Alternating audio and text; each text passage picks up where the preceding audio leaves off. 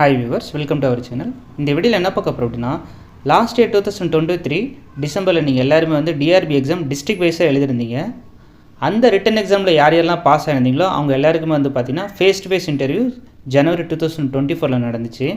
So அந்த face to face இன்டர்வியூல யாரெல்லாம் வந்து செலக்ட் ஆனீங்களோ அவங்களோட பேர்ல வந்து கட்டாயம் செலக்ஷன் லிஸ்ட்ல வந்திருக்கும். அப்படி செலக்ஷன் லிஸ்ட்ல வந்தவங்க எல்லாருக்குமே பாத்தீங்கன்னா அப்பாயின்மெண்ட் ஆர்டர் கொடுத்துட்ருக்குறாங்க. ஸோ அப்படி அப்பாயின்மெண்ட் ஆர்டர் வாங்கினவங்க எப்போ வேலைக்கு சேரணும் அப்படின்றது தான் இந்த வீடியோவில் கம்ப்ளீட்டாக பார்க்க போகிறோம். இது ஒரு இன்டர்னல் சர்க்குலர். ஸோ இந்த சர்க்குலரை வந்து நீங்கள் எல்லாருமே எப்பப்போ சேரணும் அப்படின்றத கம்ப்ளீட்டாக சொல்லிட்டாங்க. அதனால் ஸ்கிப் பண்ணாமல் இந்த வீடியோ பாருங்கள்.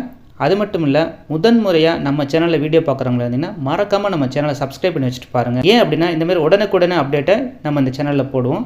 இது உங்களுக்கு ரொம்ப ரொம்ப ஹெல்ப்ஃபுல்லாக இருக்கும். வாங்க வீடியோக்குள்ளே போகலாம். இப்போ ஸோ அனுப்புனர் பெறுநரை பார்த்துக்கோங்க. என்றைக்கு இந்த இன்டர்னல் சர்க்குலர் வந்திருக்குன்னு பார்த்தீங்கன்னா February 1, அதாவது இன்றைக்கி தான் கிட்டத்தட்ட. இதோட பொருள் என்னன்னு பார்த்தீங்கன்னா, மாவட்ட ஆள்சேர்ப்பு நிலையம் கூட்டுறவு நிறுவனங்களில் காலியாக உள்ள உதவியாளர் பணியிடங்கள் நிரப்புதல் அறிவுரை வழங்குதல் தொடர்பாக. அடுத்து இதோட கண்டென்ட் என்ன அப்படின்றத பாருங்கள். கூட்டுறவு சங்கங்களில் காலியாக உள்ள உதவியாளர் பணியிடங்களை நிரப்பிட நடவடிக்கைகள் மேற்கொள்ளப்பட்டு அனைத்து மாவட்டங்களுக்கான இறுதி முடிவுகள் 24 ஜனவரி 2024 அன்று வெளியிடப்பட்டுள்ளது. அடுத்து தேர்ச்சி பெற்ற விண்ணப்பதாரர்களுக்கான பணி நியமன ஆணை வழங்கப்படுவதுடன் 5 பிப்ரவரி அதாவது 5/2/2024க்குள் என்ன சொல்ல வராங்கன்னா 5 பிப்ரவரி 2024க்குள் பணியில் சேர தக்க நடவடிக்கை மேற்கொள்ளுமாறும் பணியில் சேர்ந்த அனைவருக்கும் உரிய பயிற்சி வகுப்பினை உடன் நடத்திடுமாறும் கேட்டுக்கொள்ளப்படுகிறது. ஸோ இங்கே மொத்தம் பேசக்கூடிய விஷயம் 3. 1, 24 ஜனவரி 2024 வந்து செலெக்ஷன் லிஸ்ட்டை கொடுத்துட்டாங்க அப்படின்ற மாதிரி சொல்கிறாங்க. அடுத்து அதை பேஸ் பண்ணி பணி நியமன ஆணை வழங்கப்படுகிறது அப்படின்ற மாதிரி சொல்கிறாங்க. அப்படி யார் யாருக்கெல்லாம் வழங்கப்பட்டுச்சோ அவங்க வந்து பார்த்திங்கன்னா February 5 பணியில் சேர வேண்டும் அப்படின்ற மாதிரி சொல்கிறாங்க. அதுக்கப்புறம் பணியில் சேர்ந்த அனைவருக்கும் உரிய பயிற்சி வகுப்பினை உடன் நடத்திடுமாறு கேட்டுக்கொள்ளப்படுகிறது. ஸோ பணியில் யார் யாரெல்லாம் சேர்ந்துருக்காங்களோ அவங்களுக்கு அடுத்து பயிற்சி வகுப்பை ஸ்டார்ட் பண்ண சொல்கிறாங்க. ஸோ இதுதான் இங்கே சொல்லியிருக்கக்கூடிய மிக மிக இம்பார்ட்டண்ட்டான ஒரு விஷயம். அதுக்கப்புறம் கூட்டுறவு பயிற்சியினை நிறைவு செய்யாத விண்ணப்பதாரர்கள் தகுதியின் அடிப்படையில் தேர்ந்தெடுக்கப்படும் பட்சத்தில் விண்ணப்பதாரர்களிடமிருந்து விருப்ப உடன்படிக்கை படிவத்தினை பெறவும் அறிவுறுத்தப்படுகிறது.